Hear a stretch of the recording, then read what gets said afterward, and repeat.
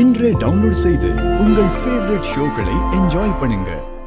அவரோட மனைவி பேரு தீபா. அவங்க இறந்துட்டாங்க. இதெல்லாம் உண்மைதானே?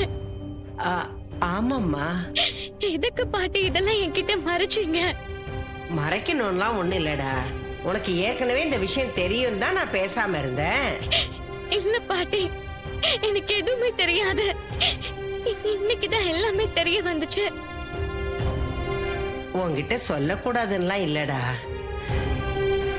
உனக்கு தாலி கட்டுறதுக்கு முன்னாடி அவனுக்கு கல்யாணம் ஆன உண்மைய உன்கிட்ட சொல்லியே தீரணும்னு கார்த்தி அடமா இருந்தான். அந்த நேரத்துல அந்த உண்மை உனக்கு தெரிஞ்சா எங்க நீ கல்யாணம் வேண்டான்னு சொல்லிடுவியோங்கிறதுக்காகத்தான் நாங்கெல்லாம் தயவு பண்ணி சொல்ல வேண்டான்னு சொன்னோம். அப்ப கூட அவன் பிடிவாதமா இல்ல, எனக்கு ஏற்கனவே கல்யாணம் ஆன உண்மை ரேவதிக்கு தெரியணும், அது தெரிஞ்சு அது கல்யாணம் பண்ணிக்க ஒத்துக்குச்சுன்னா நானும் கல்யாணம் பண்ணிக்கிறேன். இந்த உண்மையை ரேவதி கிட்ட இருந்து மறைக்கிறது நான் அவளுக்கு செய்யற துரோகம், அதனால நான் ரேவதி கிட்ட உண்மையை சொல்லுவேன்னு சொல்லி உன்னைய பாக்குறதுக்கு வந்தாமா. உன்னை பார்த்துட்டு திரும்பி வந்ததுக்கு அப்புறம் சொல்லிட்டியான்னு கேட்டோம். சொல்லிட்டேன்னு சொன்னா, அதனாலதாம்மா நானும் இந்த உண்மையை உங்ககிட்ட சொல்லாம மறைச்சிட்டேன்.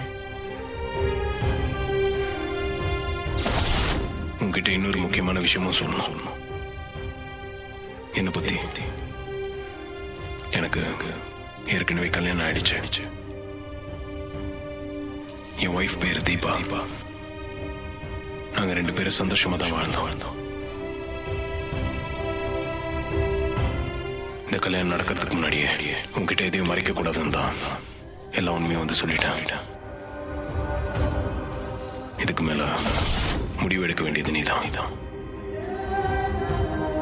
நிஜமாவே என்கிட்ட சொல்லிட்டு தான் சொன்னாரா? ஆமா கண்ணு, உன் ரூமுக்கு வந்து உன்கிட்ட எல்லா விஷயத்தையும் சொல்லிட்டேன்னு தான் வந்து சொன்னான். பாட்டி, அப்ப இருந்த மனநிலையில அவர் என்கிட்ட வந்து என்ன சொன்னாருன்னு எதுவுமே எனக்கு தெரியல. அப்ப நான் சுயநினைவோட இல்ல. அவன் உன்கிட்ட எந்த விஷயத்தையும் மறைக்கலம்மா, உன்கிட்ட சொல்லிட்டு வந்ததாதான் சொன்னான். அவன் சொல்லும் போது பாரு, இப்பதான் சொல்ற நீ ஏதோ நினைவுல இருந்தேன்னு. அவன் இப்படிப்பட்ட துரோகம் எல்லாம் செய்ய மாட்டாமா. அதுவும் நீ அவனோட தாய் மாமன் பொண்ணு, அது எப்படிமா அவன் உனக்கு துரோகம் பண்ணுவான்?